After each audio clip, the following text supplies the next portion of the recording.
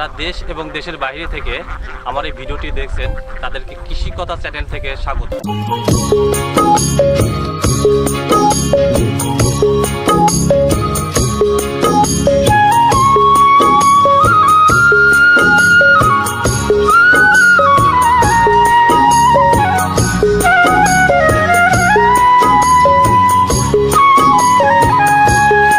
এই হাঁসগুলো আপনি কিভাবে পালন করেন?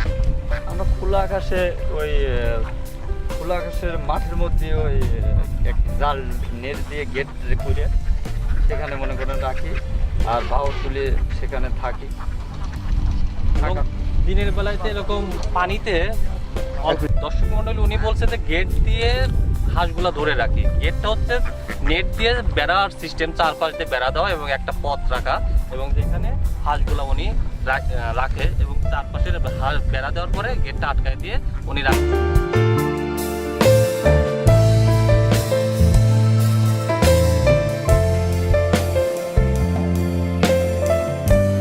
আর তাছাড়া বাকি যে সময়টা খোলা আকাশে দিচ্ছে, এই পানির ভিতরে উনি হাঁসগুলা রেখে দেন। এবং আপনি যে হাঁসগুলা রেখে দিচ্ছেন কয়টার দিকে গেট থেকে হাঁসগুলা এখানে আনেন এবং কয়টার দিকে নিয়ে যান? মনে করেন যে সকাল 7টায় ছাড়ি, তারপরে বিকেল মনে করেন যে সন্ধ্যা 6টা 6:30টার দিক আবার ঘরের মধ্যে দিই। সন্ধ্যা 6:30টার দিকে ঘরের ভিতরে দেন আর রাতটুকু শুধু ঘরের ভিতরে থাকে এবং ডিমগুলো ঘরের ভিতরে পারে। ডিমটা মনে করেন যে হলো ভোর 5টায় তুলে রেখে সাইডে, তারপরে হলো আঁশটাও ছেড়ে দিই। এখন তো শুষ্ক মৌসুম, তখন কি আপনি সকালবেলাতেই হাঁসের খাবার দেন না ওই পুকুরে খাবার আছে? না, সকালে হয়তো হালকা কিছু ধান দেই, ধান দেওয়ার পর তারপরে হাঁস ওই ধান কটা কিছু খাওয়া দাওয়া করি, তারপরে ওই পানিতে নামে যায়। আচ্ছা, এই যে হাঁসগুলা দেখতেছি, এই হাঁসগুলার বয়স কতদিন? হাঁসগুলোর বয়স হলো এখন মনে করেন যে 9 মাস হয়ে গেছে। 9 মাস। এই হাঁসগুলা কয় মাস থেকে ডিম দেওয়া ধরছে? কয় মাস বয়সে থেকে ডিম পারে? মনে করেন যে 5 থেকে 6 মাসের 3 ফুল ডিম দেওয়া ধরে। 5 থেকে 6 মাস, তার মানে আপনি 3 মাসে এই হাঁসগুলা ডিম দিচ্ছে। হ্যাঁ। এবং 600 যদি হাঁস থাকে তাহলে প্রতিদিন কি পরিমাণ ডিম আপনি পান? মনে করেন যে 600 হাঁসে আমার যেমনি 550 ডিম ছিল আসে। তার মানে আপনি 600 হাঁসে 550 ডিম পান। এবং ডিমগুলা যে আপনি যে বেড়া দিয়ে রাখছেন ওই বেড়ার ভিতরে রাত্রে ভোরে ডিমগুলা পারে। আপনি ডিমগুলা রেখে হাঁসগুলা ছেড়ে দেন এবং ডিমগুলা আপনি দেখা যাচ্ছে আপনি তো মানুষ একা না, আপনার সাথে কেউ আছে? লোক আছে। ডিমগুলো আপনি কোথায় বিক্রি করেন? ডিম বিক্রি করি মনে করেন যে বাজারে বিক্রি করেন। ডিমের দাম কেমন? ডিমের দাম মনে করেন 1100 উপরে 1100 বাজার। এখন নিম্ন পদ মনে করেন যে 930 টাকা সহ। আচ্ছা, 930 টাকা সহ, তার মানে বাজারটা হচ্ছে 900 থেকে 1100-এর ভিতরে আপ ডাউন করতে। এবং এভাবে দেখা যাচ্ছে যে বছরে যদি আপনি 900 থেকে 1100 টাকা বিক্রি করেন তাহলে 600 হাঁসে আপনি বছরে প্রায় কত টাকা ডিম বিক্রি করেন?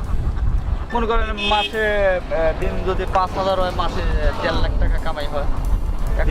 600 আছে 1.5 লাখ টাকা। এখন মাসে শুষ্ক মৌসুম চলতেছে, আমরা জানি যে সাধারণত হাঁসগুলো যে পানিতে থাকে এবং ওদের খাবারগুলো ওরা নিজেরা সংগ্রহ করে, সেই উপায় তো না। এখন বর্তমানে প্রতিদিন কি পরিমাণে খাবার দিচ্ছেন, কত টাকার খাবার দিচ্ছেন? এখন মনে করেন যে 600 আসে হয়তো 2 মণ ধান লাগে প্রতিদিন। তার মানে মাসে আপনার 60 মণ ধান লাগতেছে। 60 মণ ধান লাগে প্রতিদিন। এইভাবে কতদিন খাদ্য দিতে হবে বর্ষা না আসা পর্যন্ত? যখন ধান কাটি ফেলাবে তখন মনে করেন যে আর ধান লাগবে না। যখন ধানগুলা কেটে ফেলবে, যখন হাঁসগুলো আর কি বিচরণ করতে পারবে খেতে, তখন আর খাদ্য দেওয়া লাগবে। এবং তখন যে ডিমটা পাবেন সে ডিমটা মনে করেন সম্পূর্ণ টাকাই লাভ থাকবে। এখন আপনি বলেন যে এই হাঁসগুলা যে আপনি প্রাপ্তবয়স্ক হাঁসগুলা কিনছেন, কত টাকা করে কিনছেন? আমার এই হাঁস কিনা ছিল মনে করেন 30,000 টাকা সহ। কোথায় থেকে কিনছেন? কিনছিলাম এগুলো হলো মনে করেন মোহনপুর থেকে। ওটা কি খামার ছিল না? ওটা খামার, সে খামার করছে। এবং আপনার সাথে যোগাযোগ করলে কি আপনি ওই খামার পর্যন্ত আমাদের নিয়ে যেতে পারবেন, কিংবা ওনার সাথে যোগাযোগ করার কোনো নাম্বার দিতে পারবেন?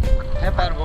তাহলে আপনি মোহনপুর থেকে হাঁসগুলো যখন আনছেন কিভাবে আনছেন, কিসের মাধ্যমে আনছেন? মনে করেন যে ওই খাসি গাড়ি আছে, ওই গাড়িতে করে নিয়ে আইছি।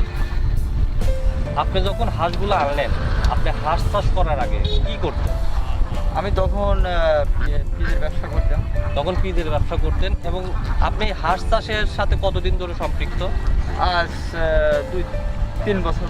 কিভাবে হাঁস চাষে আপনি উদ্বুদ্ধ হলেন, কি কারণে, কোথা থেকে আসবে? ওই দেখলাম আমার এলাকার লোকজন হাঁস চাষ করে টাকা অনেক উপার্জন করতো। ওইগুলো দেখে সারি দেখলাম যে আমি পিজের ব্যবসা করি, হয়তো অল্প ইনকাম হয়, এগুলো পোষায় না। তখন আমি যে হাঁস চাষে নাচলাম। তার মানে আপনি আপনার পাশের বাড়ি কিংবা আপনার এলাকার লোকজনের দেখে উদ্বুদ্ধ হয়ে নিজেই হাঁস চাষের সাথে সম্পৃক্ত। কতদিন ধরে আছেন? আজ 3 বছর। আজ 3 বছর। আচ্ছা, বর্তমানে যে হাঁসগুলো আপনি 400 টাকা করে কিনে আনছেন, যখন ডিম শেষ হবে, অর্থাৎ হাঁসের বয়স যখন আপনার 2.5 বছর পার হবে, তখন এই হাঁসগুলা মাংস দর হিসাবে বিক্রি করবেন, কত টাকা করে বিক্রি করতে পারবেন? তখন তাও মনে করেন যে 300-350 টাকা পিস বেচা যাবে। তার মানে আপনি 2.5 বছর বিক্রি করার পরে প্রতিটা হাঁসে 100 টাকা করে আপনার ক্ষতি হবে। আপনি তার মানে 2.5 বছর এই হাঁস থেকে ডিম উৎপাদন করার পরে যখন মাংসর দর হিসাবে বিক্রি করবেন, তখন 100 টাকা লসে 300 টাকা করে বিক্রি করবেন। এবং আপনি 2.5 বছরে সাধারণত বছরে আপনি কত টাকা ডিম বিক্রি করেন বছরে? হ্যাঁ, তো মনে করেন যে হয়তো 17 লাখ 18 লাখ হয়। 17 লাখ 18 লাখ এই যাবৎ আপনার প্রতি বছরে ডিমের উৎপাদনের পিছনে, হাঁসের খাদ্যর পিছনে এবং এর যে রক্ষণাবেক্ষণের পিছনে যে লোক জনবল দরকার আছে, কত টাকা খরচ হয়? হয়তো 8 থেকে 9 লাখ 8 থেকে 9 লাখ টাকা খরচ হয়, এবং আপনি 11 লাখ বাঁচে। 10 লাখ 11 লাখ টাকা বাঁচে। এবং আপনি যে ডিমগুলো উৎপাদন করছেন, এই প্রাপ্তবয়স্ক হাঁসের কোনো কি বড় ধরনের অসুখ বিসুখ আছে? হ্যাঁ হয়। কি ধরনের অসুখ হইতে পারে?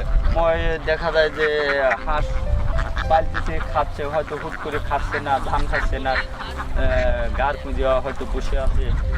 এক্ষেত্রে কি আপনারা নিজেরাই ট্রিটমেন্ট করেন, না কোনো ডাক্তার কিংবা কোথাও কারো কাছ থেকে পরামর্শ নেওয়ার, উপজেলা কিংবা থানা? আমরা এগুলো মনে করেন যে নিজেরাই হয়তো ট্রিটমেন্ট করে দেই, কিন্তু ওষুধ পানি নিজেরাই দেই, ডাক্তারের ঘর থেকে নিয়ে আসি, না, এক্ষেত্রে কোনো সরকারি কোনো প্রতিষ্ঠান, হ্যাঁ, উপজেলা যে আপনার পশু সম্পদ মন্ত্রণালয়ের যে অফিসগুলো আছে, এক্ষেত্রে কি তারা আপনাদের কখনো সাহায্য করে? না।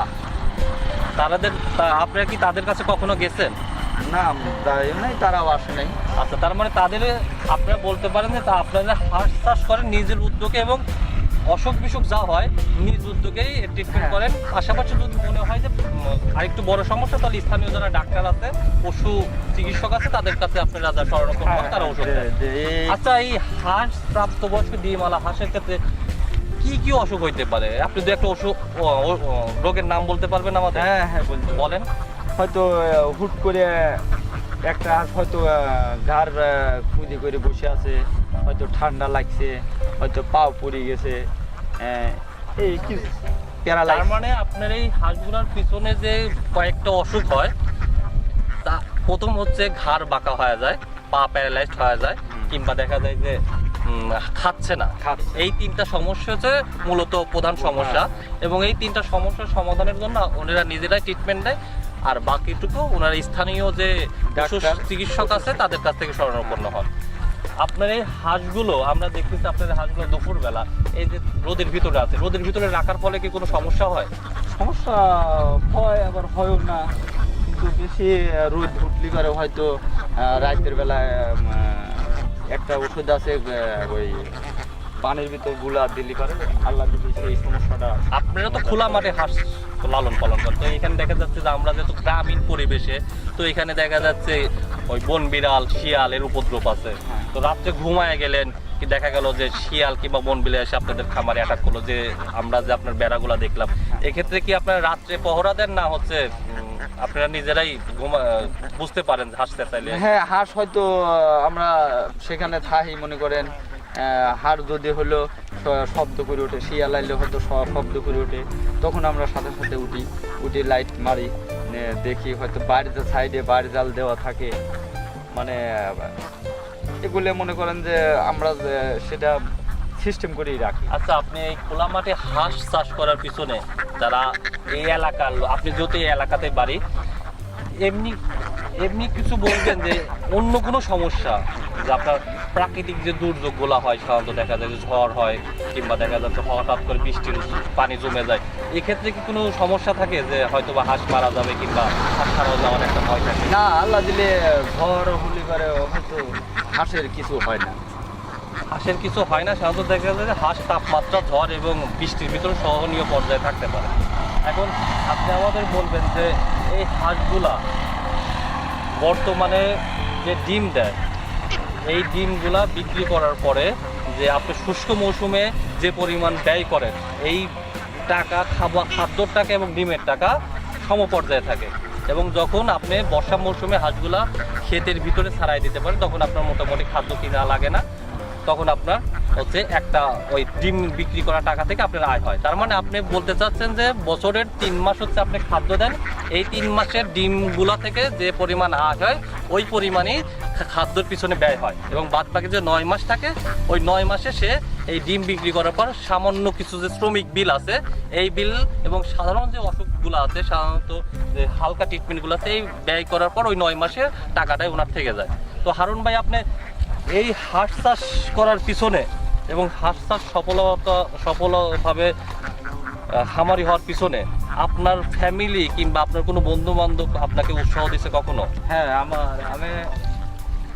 আমি যখন পিজের ব্যবসা করতাম তখন আমার এক বন্ধু ছিল, বললো যে চল আমি হাঁসের ব্যবসা করি, 1 বছরে 2টি ঘর দিছি, 5 লাখ টাকা গুছাইছি, চল হাঁসের ব্যবসা করি। আমি এই হিসাবে হাঁস কিনেছিলাম। শুধু দর্শক মণ্ডলী, আমাদের কৃষিকথা চ্যানেল থেকে আমরা গ্রাম বাংলার অর্থনীতিতে এটাই বোঝাতে চেয়েছি যে একজন মানুষ, আমার হারুন ভাই, যে একজন সফল খামারি, বর্তমানে সে খামার থেকে প্রতি বছর 500-600 হাঁস থেকে প্রায় 18 লক্ষ টাকা ডিম বিক্রি করে, এবং এর পিছনে ব্যয় বাবদ প্রতি বছর 8 থেকে 9 লাখ টাকা খরচ হয়। বাদ বাকি যে 9 লক্ষ টাকা বাজে, উনি 9 লক্ষ টাকা প্রতি বছর এখান থেকে আয় করে, এবং বর্তমানে সে অর্থনৈতিকভাবে খুবই স্বাবলম্বী। আমরা আমাদের চ্যানেলের মাধ্যমে সারা বাংলাদেশ এবং যারা দেশের বাইরে আছেন তাদেরকে একটা বার্তাই দিতে চাচ্ছি যে স্বনির্ভর পেশা। আমার হারুন ভাই একজন উদাহরণ।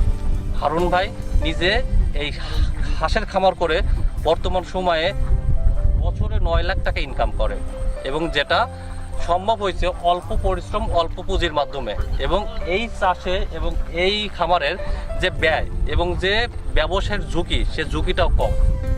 তো আমরা এটাই বলবো যে যারা হাঁস চাষে উদ্বুদ্ধ হতে চান, যারা খামারি হতে চান, তাহলে আমাদের হারুন ভাই এবং আমাদের সাথে যোগাযোগ করেন, এবং আমরা আপনাদের চেষ্টা করব এবং হারুন ভাইয়ের মাধ্যমে চেষ্টা করব যে খামার দেওয়ার পিছনে ডিম পাড়া হাঁস